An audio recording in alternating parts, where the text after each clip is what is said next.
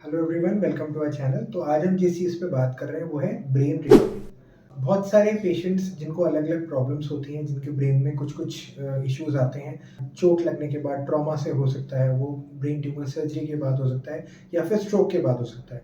तो जो across the spectrum जो प्रॉब्लम आती है वो ये है कि पेशेंट्स की क्वेरी ये होती है कि हमारे पेशेंट में हम कितनी रिकवरी एक्सपेक्ट करें, या किसी दूसरे पेशेंट में इतनी रिकवरी आई थी, हमारे पेशेंट में रिकवरी क्यों नहीं हुई।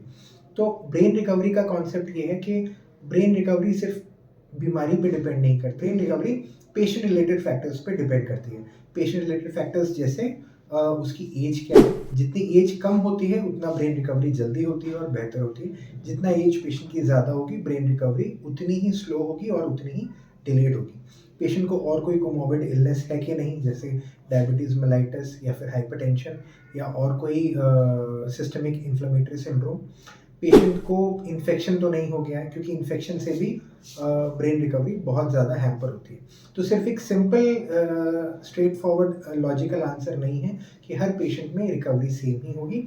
उस पेशेंट के बहुत सारे फैक्टर्स हैं जो ये डिसाइड करते हैं कि एक पर्टिकुलर ब्रेन इंसल्ट के बाद ब्रेन रिकवरी किस तरीके से प्रोग्रेस करेगी। बहुत सारे पेशेंट्स में फिजियोथेरेपी, रिहैबिलिटेशन और उसके अच्छे फेवरेबल पेशेंट रिलेटेड फैक्टर्स की वजह से नियर नॉर्मल रिकवरी हम एक्सपेक्ट कर सकते हैं।